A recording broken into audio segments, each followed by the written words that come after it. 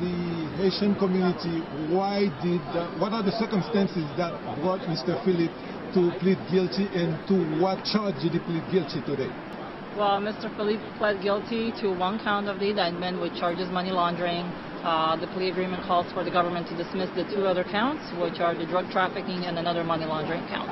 And as far as what he was facing in terms of possibility of life in prison, what would you say? Would you consider this a victory for your client in terms of the potential? Absolutely. At this time, he pled guilty to only one count, which carries a maximum sentence of 20 years. The plea agreement calls for a joint recommendation of 108 months between ourselves and the government. The judge is, of course, welcome to give any sentence that she feels appropriate. She's a fair judge, so we're hoping, that things will work out the way we plan. But at the same time, I want to note that our client has avoided a life sentence had he been convicted on the drug trafficking charge. So that's no longer on the table. If you had gone to trial, were there any possibilities to really get Mr. Philippe out of a conviction? There clearly is always a chance of that, and that's the difficult part of having to give advice in a criminal case in federal court. And that is, you have to evaluate what the evidence is, how the pieces fit together or not, what you think you're going to be able to accomplish or not at trial. I mean, Zelka has spoken to one of the issues is that while ordinarily the age of a case, and this was an old case, this was indicted in 2005, normally that is the kind of thing that aids the defense more than it does the government. In this particular case, it really made our jobs almost impossible, but certainly difficult, where we try to get bank records that are 12 years old, try to get witnesses who recall events that occurred 12 years ago. We were somewhat hamstrung, and it became difficult. So really, while we were optimistic and enthusiastic about trying the case, when we finally got around to having discussions, and that was very late in the game, with the government, and we saw what they were thinking was a reasonable disposition, we just had to make a judgment, a balanced judgment of, gee, if he goes to trial and wins, we all know how great that would be, but if he goes to trial and loses, how bad would that be?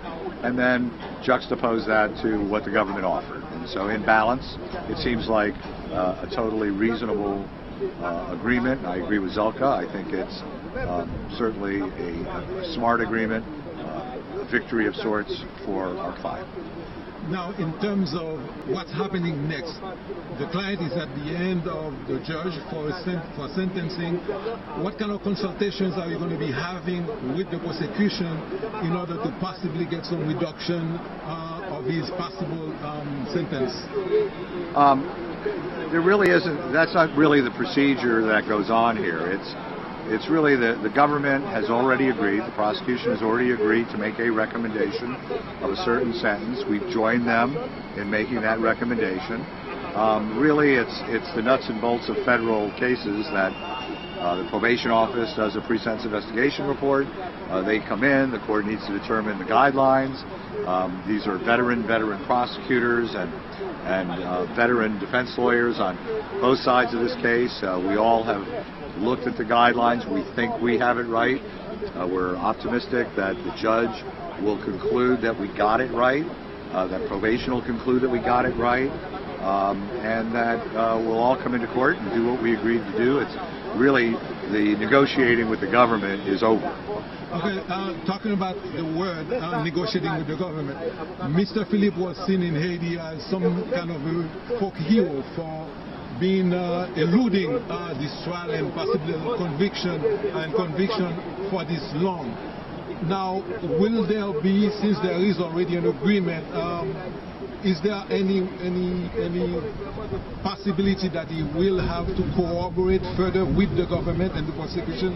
No, there is no agreement that calls for cooperation at this time, and we don't foresee one. Mr. Philippe, any facts that happened before he got arrested are not relevant anymore, and I think that what we are here for is his plea, and he has accepted responsibility today, and he has accepted the plea to that one count, and that's it. We're just going to wait for the July 5th sentencing and take it from there. There is no further negotiation with the government. Whatever we needed to negotiate was negotiated. Now it's going to be up to the judge, and then later on up to the Bureau of Prisons to give him his gain time and reduce his sentence that way, and that's pretty much the only way his sentence will be reduced. How is Mr. Phillips' mood today in court, and how does he really look towards the future? Mr. Philippe is glad that this is all behind him and it's almost over.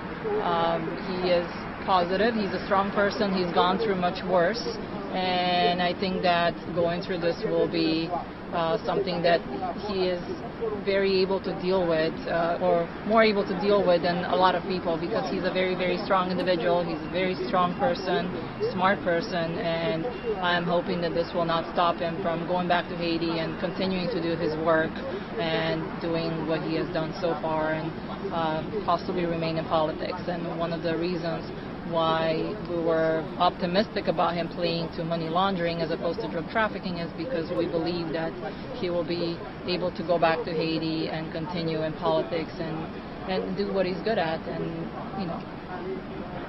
maybe possibly run for office again.